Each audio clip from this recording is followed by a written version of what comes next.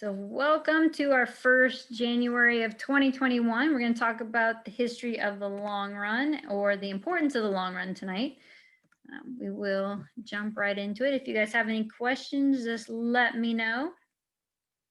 But there are definitely the history of it, the science, the variation, and the applications are going to be the things that we'll talk about tonight. And there are different applications and there are different variations and reasonings that people think they do the long run. But I really think the history of the marathon is kind of one of, I think it's interesting. So Fidipides, obviously, if you've heard of them, we also have a store in Atlanta called Fidipides, but they actually spelled a little bit different than this. But he ran from Marathon to Athens, and from there, that's kind of where they got the marathon from. Though there's still, I think, debate on the route and the distance. And the distance obviously wasn't fixed until later. But actually, there were pedestrian tournaments where they had kind of walking races and a little bit of running.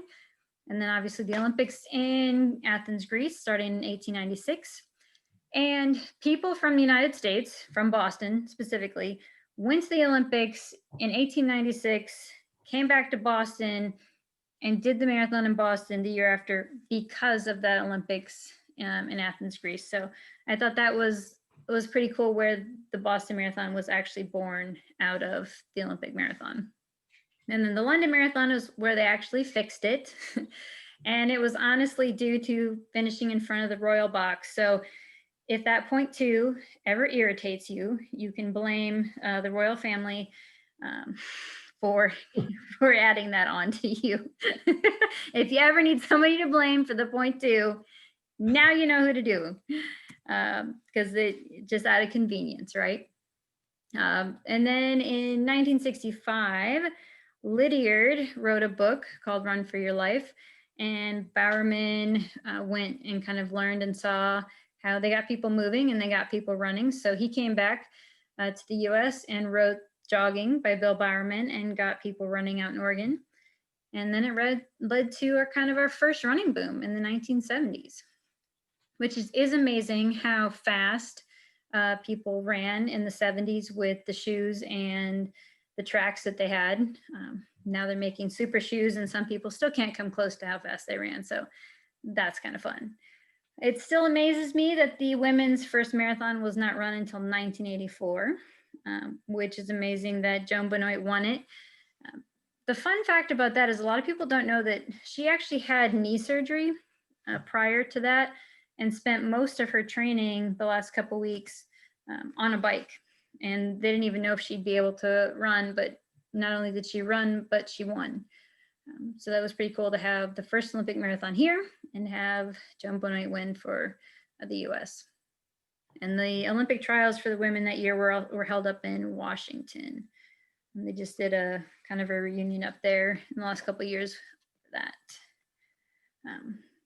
So that is the history of the marathon and the long run, which I kind of find fascinating, a little bit more fascinating than some of the other histories of sports. But the thing about the marathon and the long run is that the marathon and the half marathon compared to other events, the marathon and half marathon is mostly aerobic. Whereas if you go down to like a 10K or even a 5K, it becomes more anaerobic. You're still a lot aerobic, but you have to spend more time training the anaerobic system in races shorter than the half marathon. And so the aerobic, really people break it down to you're able to talk and use oxygen during that exercise, whereas the anaerobic, it's really you're getting to the point where you can't process it enough and you start building up lactic acid. So it's kind of the real difference between the aerobic and the anaerobic is there is a limit to what your body will let you do anaerobically due to oxygen and being able to process and being able to metabolize. But aerobically, as long as your body can sustain it and you keep fueling it properly, as you know, with ultras and stuff, people are continuing to push that limit of the aerobic system. The long run, everyone can do it differently and everyone kind of thinks of the long run differently. Some people only like to go by time. Other people like to go by distance. For us, it's always going to be the longest run of the week. And we go by obviously distance, because sometimes mentally you need to know that you could get that far, right? And you can be on your feet for that long. There are programs that only go by time, and it should be roughly 20 to 30% of your weekly mileage. The aerobic system, aerobic exercise, is pretty much the long run. It's your easy runs. It's what builds up, the capillary beds, which the more capillary beds you have, the more oxygen that you can carry and utilize. And this is increases in the steady states. The thing about the long runs is it also not only strengthens your legs and calluses your legs to being able to be on the road and be on your feet, but your heart gets stronger and you make more mitochondria, and honestly, mentally, just being able to be out there that long. It also increases your lung efficiency. And as long as you don't overdo it, you're going to strengthen your connective tissue and ligaments. Though all of us have one time or another gone kind of past where we strengthened and injured. But if you slowly increase things, you can increase all of these things without injury. But some of us, we like to increase it a little bit too fast. So when people talk about long runs, it could mean different things for different people, right? So LSD is what people used to love to call long, slow distances, being able to talk, having, a nice weekend run with your buddies. And the progression run, where, we start easy and we end up getting the progression down. It could be different for different races, right? So sometimes you want to get down to your half marathon pace if you're a marathoner, or sometimes you want to get down to a 10K pace if you're a half marathoner. But towards the end of marathon training, sometimes we just want to get down and hold that marathon pace.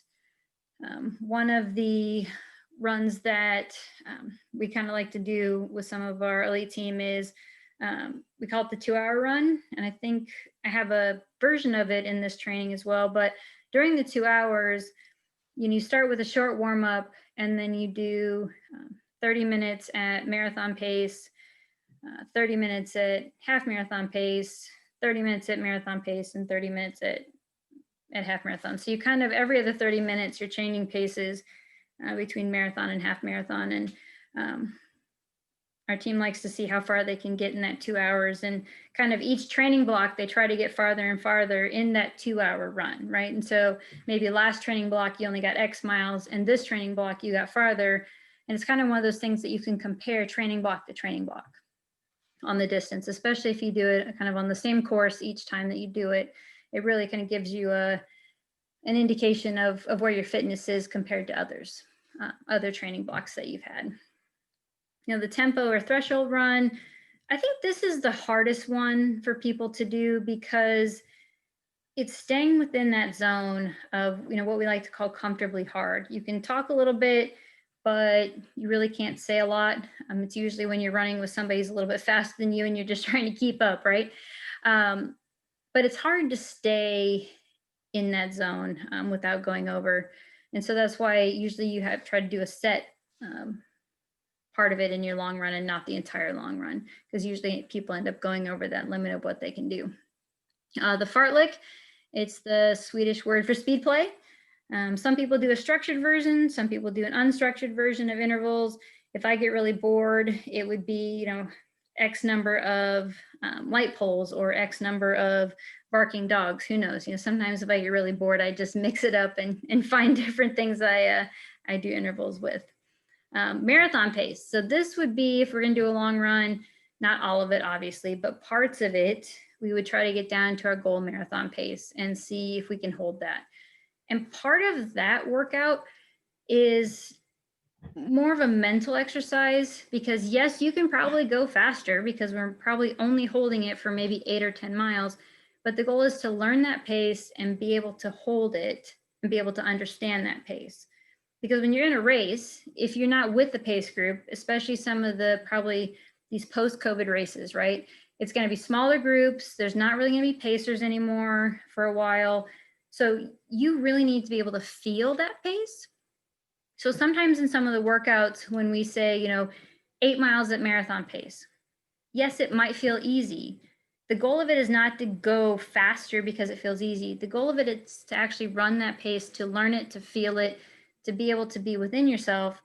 Because in any marathon, and even sometimes half marathon, if you go that 20 miles and you weren't patient enough to be able to run, right, your goal marathon pace that first 20 miles, you're probably going to suffer that last 6 and you're going to miss your goal because you weren't patient and you weren't able to hold that goal pace, right? So some of the workouts, it really is more of a mental game than a physical one. And that's really towards the last, I'd say, third of the training, is really just honing in on the pace. And again, pacing. Everyone is a little bit different with their goal pace. It's some people like to do their long runs and they always keep it within 60 to 75 seconds slower than their goal pace. Some people try to do their goal pace plus 20%. So everyone's a little bit different of how they want to do it. Sometimes I just say don't worry about the pace on the recovery days and just go what you can do, right? Some days you're not going to be able to run that fast. And whether that is it's a high mileage week for you, it's the first time you've hit that much mileage. Sometimes it's just life and weather and stress. It's, coming back from injury or other things like that. So it's okay to not always try to hit that pace. Sometimes it's just about getting the mileage in and just about being on your feet for that amount of time. So don't beat yourself up if you're not always on the pace for some of your long runs that you need to be. Now, if every single run, even the marathon pace runs, don't end up on pace, then maybe we need to reconsider and rethink about what pace we want to do, about our goal pace. I mean, if you're always faster than that, awesome. That's always fun. If you're slower, we kind of need to figure it out. And sometimes it could be as easy as, going to your doctor and checking to see if you're anemic or if you have low vitamin D. Usually those are always the best situations, right? Because you can remedy some of those.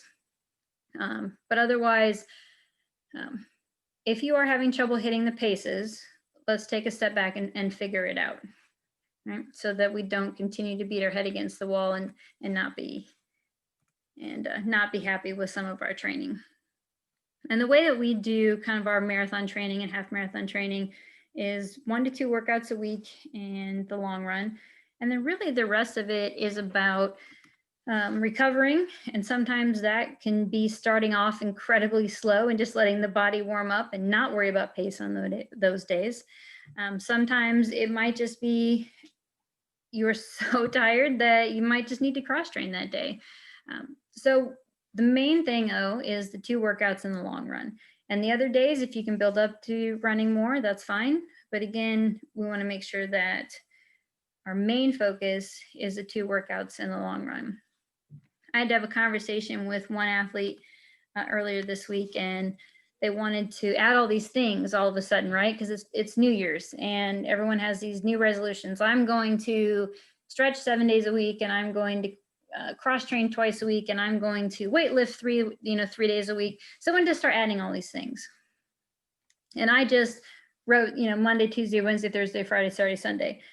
And I just put in, the workouts in the long run, and I circled them and I said, at the end of the week, those are the 3 days that you need to go into what I would call kind of topped off, right? You want to make sure that you go into those workouts and they're prioritized. So whatever you do the day before, whatever you do that day, you want to make sure that the focus is just on those workouts in the long run. If you add something the day before that pounds the legs or makes you tired, and you get less out of that workout or less out of that long run, then was it really worth adding all of these things right the day before? So it's kind of what's your biggest bang for your buck, right? And if if adding another day of CrossFit is going to make you feel better, but it's going to make your long run slower, at the end of the day, you're going to have to decide kind of which one and what's your bigger goals, right? So I've been having a lot of those conversations this past week with people with New Year's resolutions and training. And so that's kind of with the long runs as part of your training. You really have to figure it out. And for some people, it might mean moving the long run, right? Like maybe with work and life and stuff, Saturdays is just not working for you. So you need to move it to another day that it can become a priority, right? So that you know you're going to go into it being able to have sleep and hydration and things like that. So with the long run, I just tell people to try to figure out how you're going to get the most out of it, right? Whether that's changing things around or changing the day, but make it a big priority, especially this last half or the last third of the marathon training, because that's what's going to give you the most confidence, and that's what's going to help you in the end with this marathon. And that leads to recovery. Not only are we focusing on the long run in this next really training block, not only on pace, but just getting in the distance and callousing it up, but we also need to work on the recovery. And that can be so many things, foam rolling and stretching, cross training, which in COVID, if you can find a pool, more power to you, but most people can't right now. And it might even be adding massage a couple times in the next couple weeks, just to get you through after maybe some of your longest runs. Lucy, my dog has decided she doesn't want to be in here anymore. You know, ice baths and Normatex, it could just be sometimes walking. If you're incredibly sore, you know, 2-3 days after the long run, it's okay to substitute the walking and non-bearing cross training, because it's better to go into the marathon not fully prepared than to get injured and not even be able to do it, because we spent so many weeks training that we don't want to try to quote make it up and just try to get everything in the next 2 months. All right, so when in doubt, all right, go for something that's not going to injure you. All right, so if you end up you know, having to limp home, it'd be better to call for a ride or figure out how to get a ride home than to limp home for 4 miles, because you're probably going to regret limping home for 4 miles. All right, and then you need to spend the next, you know, probably week trying to recover it from that. So recovery is going to be huge for us in the next couple of months. So any questions on some of that? I'm gonna stop share. Everyone's very, very quiet. Or any questions about any other training, or any questions about things, who knows? Hey, Amy, I got a question. Yep. I kind of always wonder this is with the long run, like what does it even look like to warm up for a long run? Because you're going to be running so much. I mean, you don't want to really go like what you might customarily do before a hard workout. So like, what would that look like? So for example, especially in the winter, you want to make sure that you're warm-ish, right? So it's going to be the dynamic stretching. Sometimes it's going to be taking that first mile or two and just being much slower. It'll just be kind of not rushing into the pace. So for example, I think on this Saturday, I think there's a 15-mile progression, right? But for, I think most of them, we have a 2 to 3 mile kind of easy to warm up into that 15-mile before we start the 15-mile progression. So I think it's going to be like an 18 to 20 mile day, but we have warm up and cool down at the start and finish.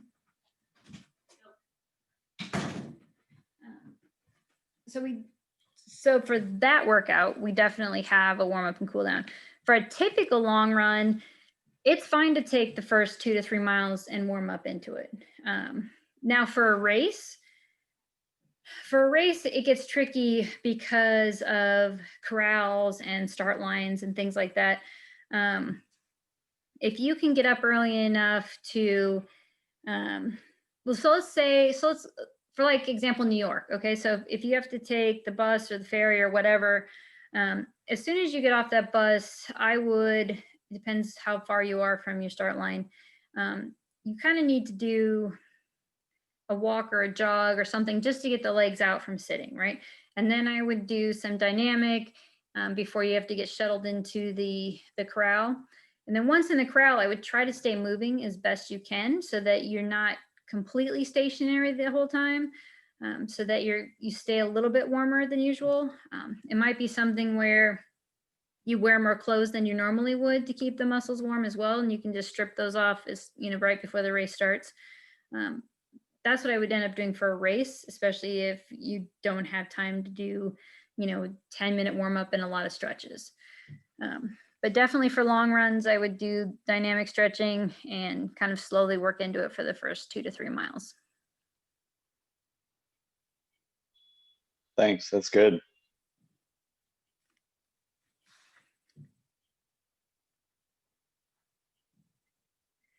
I think marathoning is definitely going to be interesting. As we saw, most of them are moving to the fall. Any of them that are in the spring are probably going to be more, smaller start waves, assigned start waves.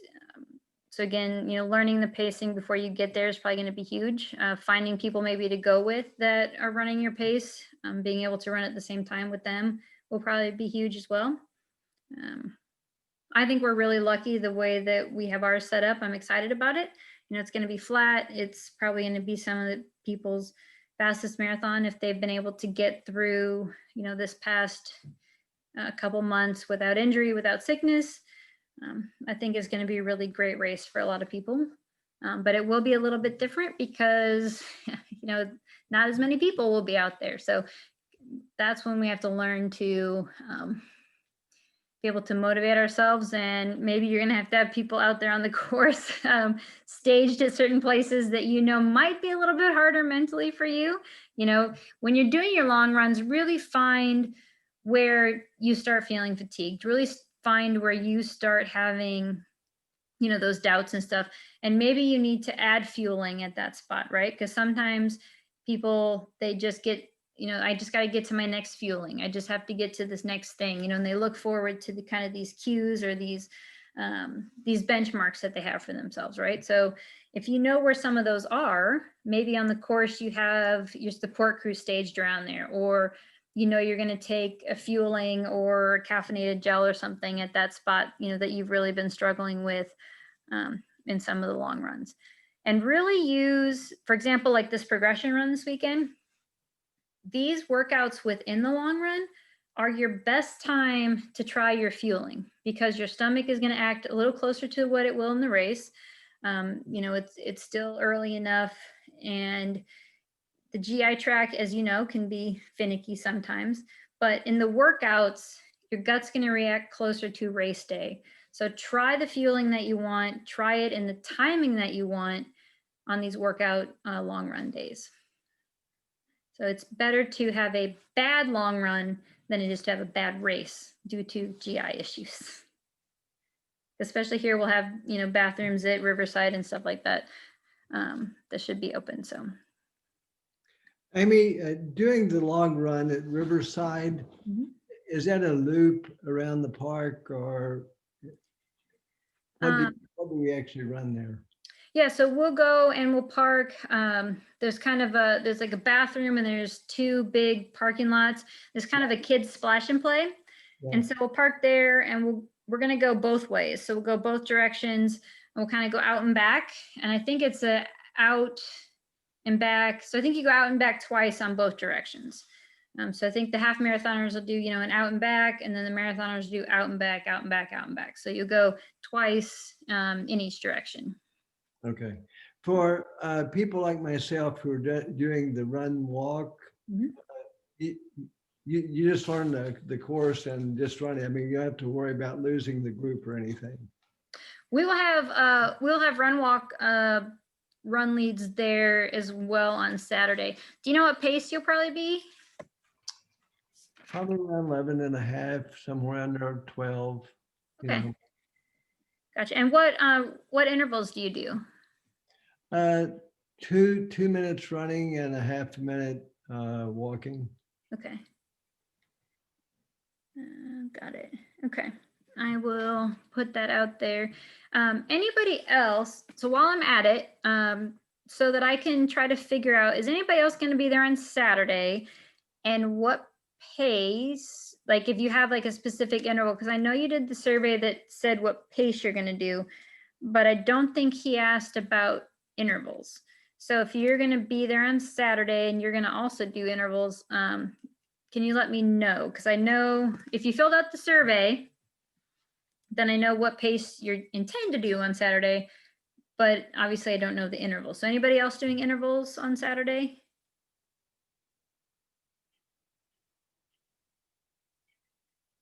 All right, but we do have run leads that do intervals, so we should be good to go for there. Let's see, Ray, if my marathon goal race pace is faster than indicator time race pace. Ray, I'll talk to you offline about your pacing.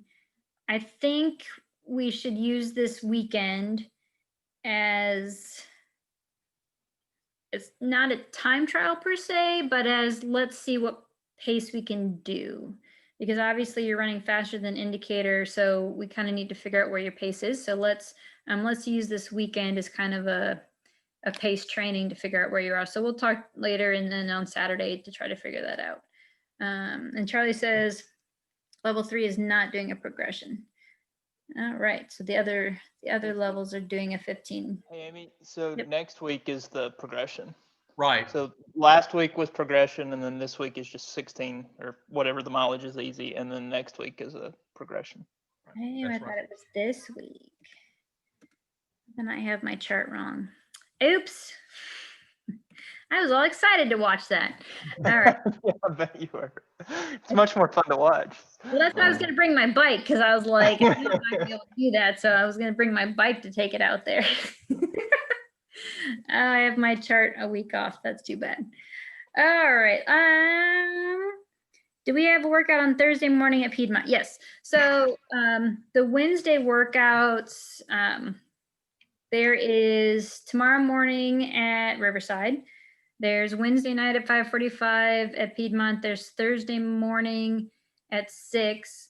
The Thursday morning, that's going to be show up at 6 and get warmed up as they set things up, kind of thing. Because at Piedmont Park, you technically are not allowed to enter the park until 6 a.m. and the park knows that we know that.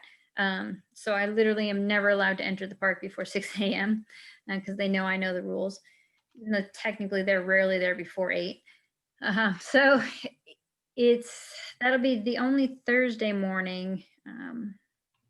And then I don't think Decatur has anybody signed up in the half and the marathon, but there probably will be 5K people in Decatur in another week. And then let's see, Peachtree Middle had somebody signed up for Wednesday night, and Swift Cantrell didn't have anybody signed up for Wednesday, so right now we probably won't be doing that one. Let's see. Was there any other times and places that people had a question about? I know we did the survey and people filled out when they would possibly go. I know we have quite a few for Wednesday at Piedmont, and we have a couple for Thursday morning at Piedmont.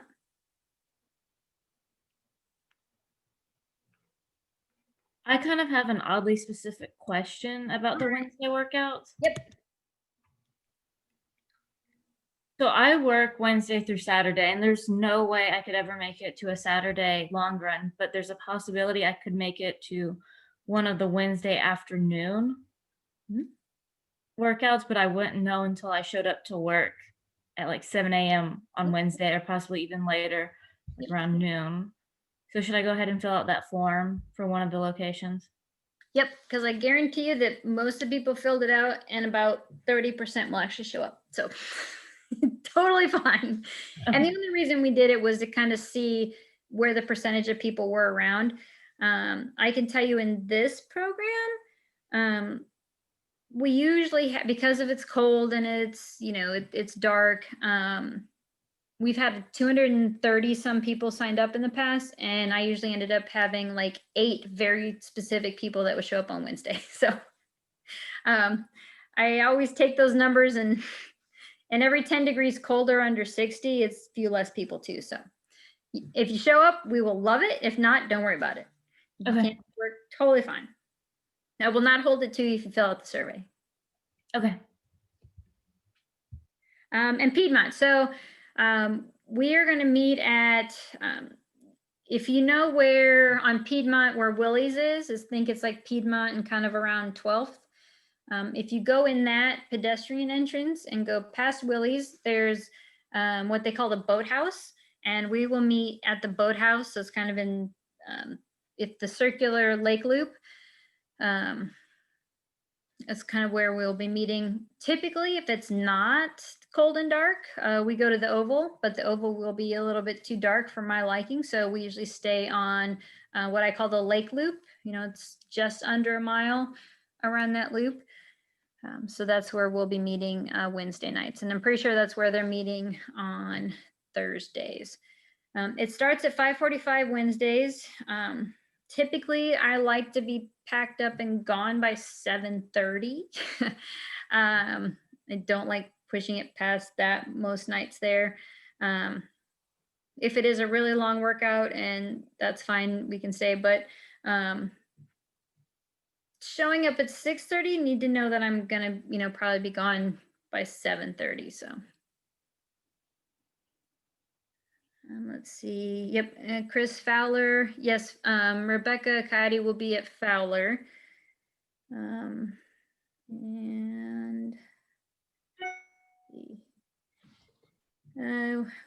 I'm hoping that Wednesday rush hours will be better due to COVID. I am hopeful.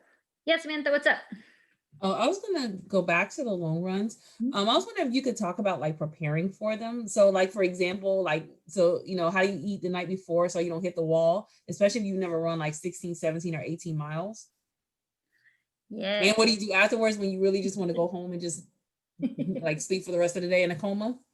Yes. So the long runs about more like 3 days prior to the marathon, you need to really start cutting some of the fiber out and going to really, really easily digestible foods, especially the night before.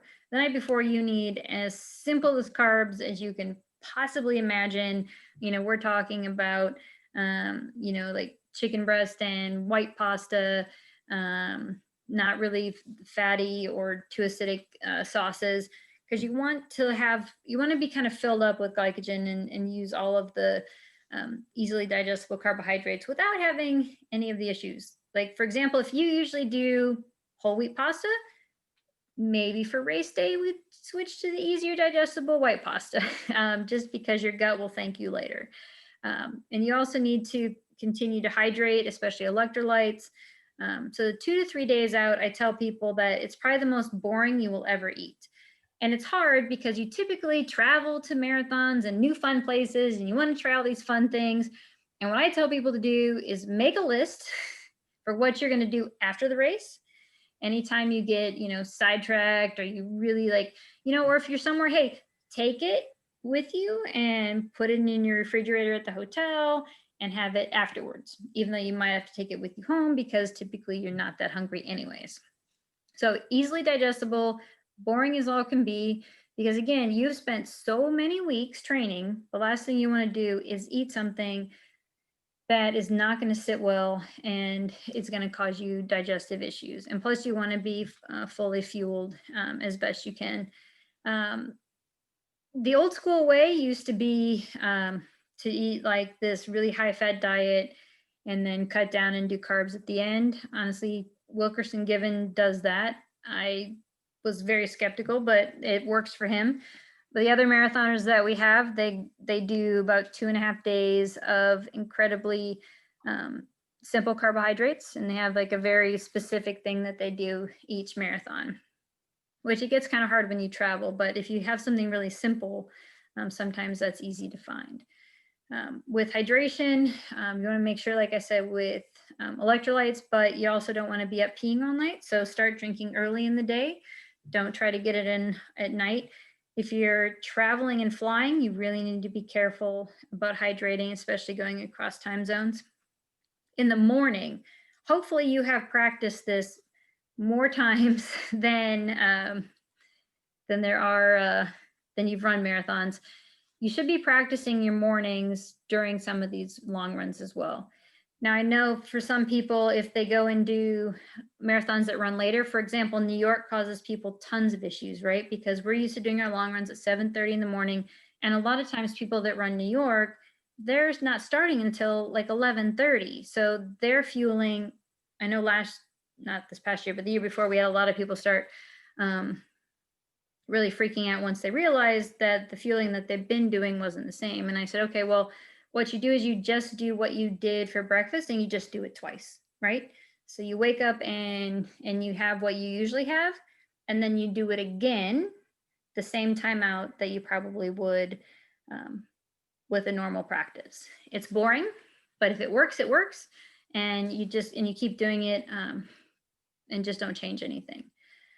With hydrating, sometimes that's a little trickier depending on where you're at. So for example, if you go from somewhere dry to humid, you're probably going to have to add more salt into your hydration during the race the night before than you normally would. And make sure just to take that with you and have it. My recommendation is to have everything you need before the night of the marathon. You don't want to spend that night or the day before running around trying to find salt packets or goos or, Pedialyte or whatever you do.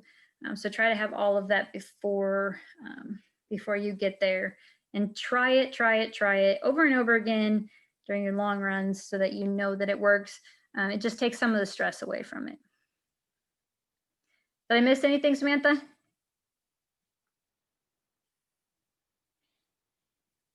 All right, let's see. Decatur will be meeting. Yep.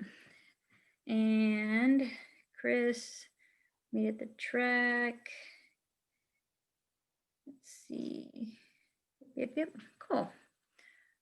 Any other questions about the long run or Wednesdays? I know there's some people that are still, that don't want to go to the in-person stuff because of COVID, and I totally respect that. If you have any questions about how it went or how many people, if you want to consider it later in the season, let me know. And I'll try to answer any questions that you have. Again, I will be masked the whole time, but I also get tested weekly so that I can continue to meet and have practices with not only you guys, but our athletes. So what's up, Bob? Any update on Cheney? Cheney is a thorn in my side. We're hoping that it's open by March so that kilometer kids can start. We don't know why they're not opening it. It's beyond me. If anybody has any contacts in APS, love for you to put in a good word for us. I don't know where the disconnect is for opening Cheney, but we just keep getting told no, unfortunately. It's not at a school. I know it's school property. There's no school. Right. But actually what Eric called last week, and what they told him? They said, "Oh, just jump the fence. Everybody else is." And Eric's like, well, there's jumping the fence, then just unlock it. It's like, Well, not only that, to jump the fence, that's a 20-foot high fence. So that's an issue of itself. But I do know people who roll under the gate because there's like a 20-inch gap at one side of the gate between it and the pavement. So yeah, well, that or they continue to cut it open. right, yeah. Yeah, because I haven't been over there in a while, but I mean, Bob's mentioned this before. Like, there's plenty of signs. Like, you can't plead ignorance and say I didn't see the sign, because there's like 4 gigantic signs. Like, if you can't see those signs, then like you need. And they're from the Atlanta Police Department. Yeah. It's not like they're it's not a joke, right? Yeah. But I mean, and what are we gonna say? Oh, APS said go ahead and jump the fence. Right. Well, and they also where people cut the fence, then they come patch the fence, and they put one of those signs right on the patch, right? So, yeah. And there was one time where there was security out there. It wasn't APD, but again, this was back in, God, I think it was December. Okay. And the guy was just sitting out there. Now I'm trying to think. It's been a while. It's been a while since I've been out there. It might have even been before Thanksgiving. Actually, yeah, it was, now that I think about it. So that was a while ago, but yeah, like I saw that car, but again, the guy just pulled up and he just sat there for like a half an hour Right. And they Well, left. correct me if I'm wrong, but isn't the women's 5K, isn't it a race by appointment at Cheney this year? Oh, yeah. If we got the permit for that, probably. Um, That I don't know. I haven't, since I haven't been in the office the last month. I'm not sure where we're at with some of those things. But Ray, yes, we did pay to have the track resurfaced. We resurfaced not only that, but the jumping runways and the throws. But we don't own the land, unfortunately. So APS can do what they want with it's their land, their rules. well, that's what the website says, Cheney Stadium. Okay. For the women's 5K. Admittedly, it's more than 2.5 months away. It's March 27th. So let's hope a good many of us have been vaccinated, and things start to resemble. Yeah. So hopefully, yeah, Yeah. but hopefully it'll be open in time for Kilometer Kids and women's 5K and in training for Peachtree. Right. That'll be our hope. That we'll do that. I also wanted to let you know that not this midweek, but next week, the beginner 5K program starts, and they'll be joining us on Wednesdays. So if you see anyone show up that doesn't know what they're doing, they're probably A, new members, and B, brand new runners and walkers. So we'll try to be as welcoming and encouraging to them as possible. They're on a 7-week program to try to do their first 5K, and there's 50 people signed up, only 9 men. So, we got to make sure that they feel ready to go too. So if you see any new faces, hopefully you remember what it was like your first time, and we'll get them going. So I know it can be very intimidating. I'm sure some of you didn't come to midweeks for a long time. So if you're there, it'll be fun. So I'm hopeful for good weather too, the next Wednesdays. Just Wednesdays. Other days, well, maybe Saturdays. All right. Any other questions? We had good timing tonight. Good timing and good questions. Just a quick question. Amy, on considering we are still in the pandemic period, are we still firm on the date for the marathon run? Yep. Okay. Yep. So we're firm on that because it's private land, so we didn't have to get a permit, and we're following a lot of mitigation efforts. So unless something comes and destroys the land, or they sell it to someone that doesn't want us there, Okay. 7 weeks for the world to fall apart. I mean, like 99.99% sure we're going to have that race. Okay. So that's why they moved it there, because uncertainty, I think, was killing everyone, right? I mean, it just, a lot of things have been changed. So, yep. Okay. Thank you. Dennis, by chance, did you run the 10-miler up at Road Atlanta? No, I didn't. No. So I think that's a good example of the way the track club is executing.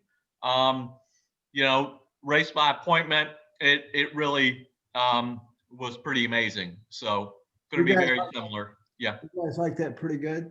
Yeah. And I mean, there's even more, there are more roads down at the Speedway that aren't part of the actual track, that my understanding, I haven't seen the course, I don't know it, but that the marathoners will be venturing off onto, so that it's not just a continuous loop around the track. Okay. Yeah. And it'll be very flat. So, they have all the roadways for the people who camp there and all that stuff. So my understanding is the course will take advantage of all that. Okay. And we haven't seen it yet, but as soon as I get any word or any kind of initial idea of it, I'll let you know.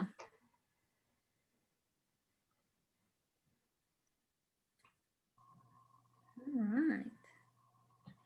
Well, if It was great seeing everybody tonight. I'm looking forward to getting back out there as safe as possible. If at any point during a Saturday run or a midweek run that something happens, you don't feel comfortable, if you feel like people aren't following any of the mitigation efforts, like for example, there should be hand sanitizer and hopefully people are staying apart and things like that. There's a QR code to fill out, the health survey and also for contact tracing purposes. So don't forget the QR code. There'll be a laminated one at each of the locations. So please fill that out so we have a good record of things. But again, if you ever feel uncomfortable, you feel like there's people or run leads or whatever making it not safe or not a good environment, please let me know so that we can take care of it early and make sure that that one, everyone feels safe. Two, it's a safe and fun time. You're able to get your workout done and feel good about it. You feel like coming back. But we do also want to respect other people out there. So for example, if you go to Piedmont, running in big groups or, running too close to other people there also never looks good for our group too. So we just need to also make sure that we're respectful of other groups out there, other people, and not make our group look, bigger or intimidating, so that as long as we look like, we're also following safe protocols as well. So please feel free to reach out to me with anything. I want to make sure that this is a good program for you guys all the way around, whether it's run leads or myself, or, if I ever do anything, you're more than welcome to talk to Eric. We're always learning and trying to be better. So just let me know. Don't be afraid to reach out. Don't be afraid to email me and say, hey, X, Y, and Z. And if you always wonder why we do things, I can always explain that too, because sometimes we have to do things because of rules, protocols, or permits and stuff like that. So I can always explain the reasoning why behind decisions or things like that. If you ever really want to know things, let me know and I can do that as well. So yeah, don't be afraid to reach out. Let us know. We're always looking to be better. Amen. I know, right? This year's all about getting better in all areas and all ways. So we're excited. I don't know about you guys, but I think I learned a lot during COVID. So I'm excited about that, just in so many different ways, in balance in life and priorities and just things like that. So it's not all bad. But I hope everyone stays healthy. I hope everyone stays happy and healthy, and we will get through this last part of training, which it's never easy, especially in the cold for the marathoners. So we will do it, I promise. And I think that we're on Saturday, but social distance. Yep, that works. All right. All right, everyone. Thanks so much for joining. Reach out if you need anything, and hopefully I'll see you guys soon. I'll definitely see you Saturday if you'll be there Saturday. If not, let us know how your runs and stuff go, okay? Okay. All right, guys. Thanks. See ya. Thanks so much. Bye, thank you. Bye.